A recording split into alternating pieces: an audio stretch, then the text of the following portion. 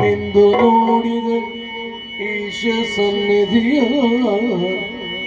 ನಿಂದು ನೋಡಿದ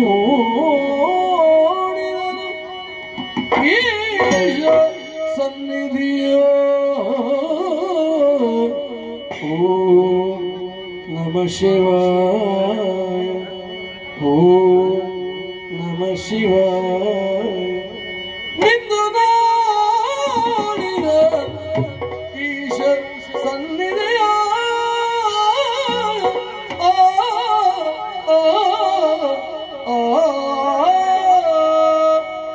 ಹಾಲು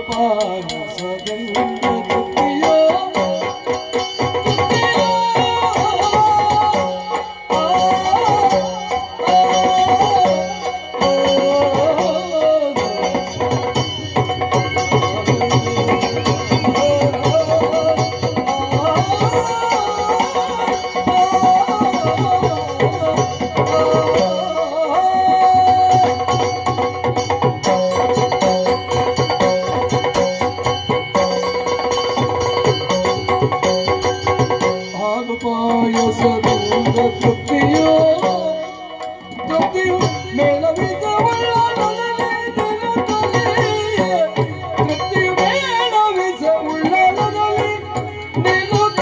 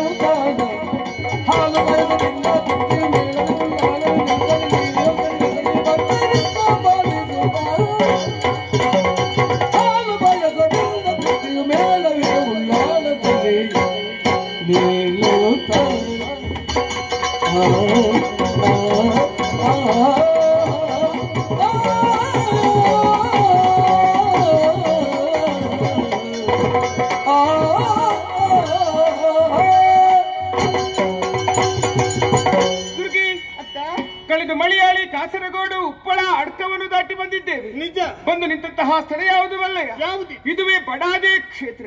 ಅದು ಹಿಂದೆ ದಾರಿಕಾಸುರ ಅದೆಷ್ಟೋ ವರ್ಷಗಳ ಕಾಲ ಪರ್ಯಂತ ತಪಸ್ಸನ್ನು ಆಚರಿಸಿದಂತಹ ಸ್ಥಳ. ಸರಿ. ಅವನ ಮನದ ವಾಂಚೆಯಂತೆ ನಮ್ಮ ತಂದೆ ಇಲ್ಲಿ ಮಹಾಲಿಂಗೇಶ್ವರನಾಗಿ ನೆಲೆ ನಿಂತಿದ್ದಾರೆ, ಭಕ್ತರನ್ನು ಪೊರೆಯುತ್ತಾ ಇದ್ದಾರೆ ಎನ್ನುವುದು ಸ್ಪಷ್ಟವಾಯಿತಲ್ವೇ? ಅಷ್ಟೇ ಅಲ್ಲ, ಇಲ್ಲಿಯ ಬ್ರಾಹ್ಮಣೋತ್ತಮರು ನಮಗೆ ಹಾಲು ಪಾಯಸ ಸೇವೆಯನ್ನು ಕೊಟ್ಟಿದ್ದಾರೆ. ನಿಜ. ಸಂತೋಷದಿಂದ ನಾವು ಸ್ವೀಕಾರವನ್ನು ಮಾಡಿದ್ದೇವೆ. ಒಂದು ಮೇಲೆ ಸಿಟ್ಟಿನ ಆವೇಶದಿಂದ ನಾನು ದರಗಿಳಿದು ಬರಬೇಕಾಯಿತು. ಯಾಕೆ ಬಂದಿದ್ದೇನೆ ಎನ್ನುವ ಹಾಗೆ ನಿನ್ನ ಮನದಲ್ಲೂ ಜಿಜ್ಞಾಸೆ. ನಿಜ. ನಮ್ಮೊಂದಿಗೆ ಗುಳಿಗಾಕಿರಿದ್ದಾನೆ ಎನ್ನುವ ಕಾರಣಕ್ಕಾಗಿ ಇಲ್ಲಿಯ ಬ್ರಾಹ್ಮಣೋತ್ತಮರು ಭೇದ ಭಾವವನ್ನು ಕಲ್ಪಿಸಿದ್ದಾರೆ. ನಿಜ. ಅದಕ್ಕಾಗಿ ದರಗಿಳಿದು ಬಂದೆ.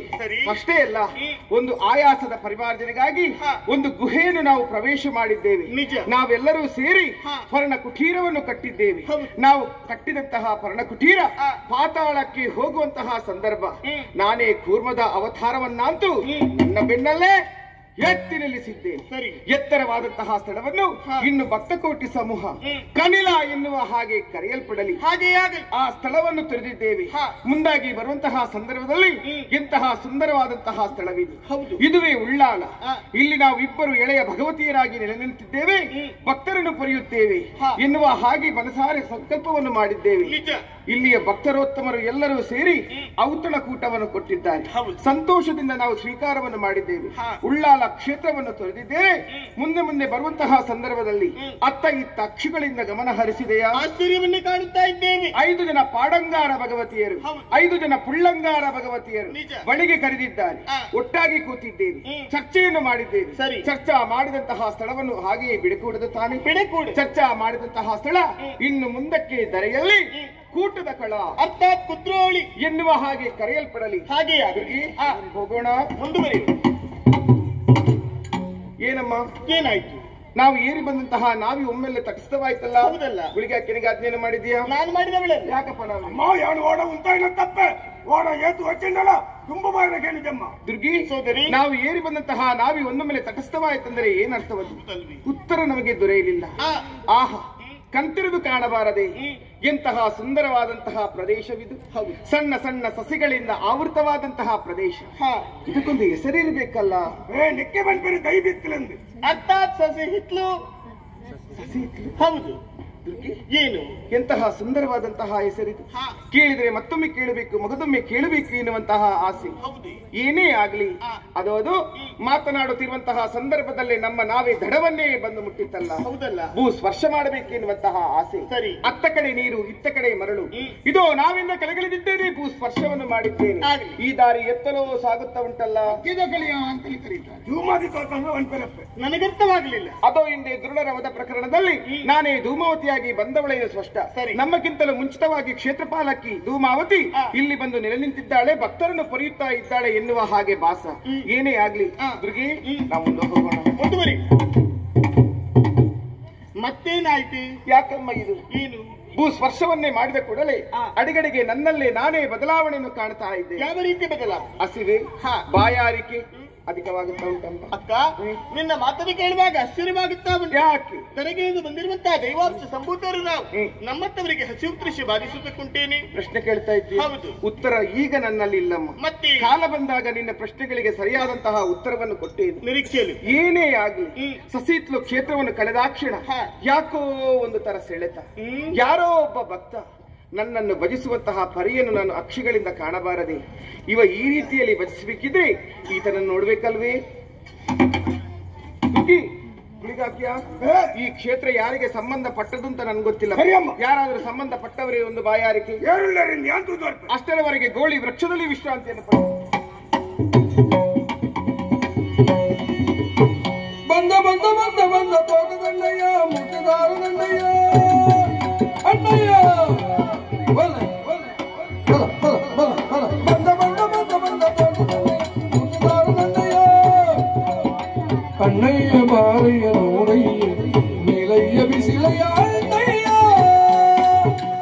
ಅಣ್ಣಯ್ಯ ಅಣ್ಣಯ್ಯ ಅಣ್ಣಯ್ಯ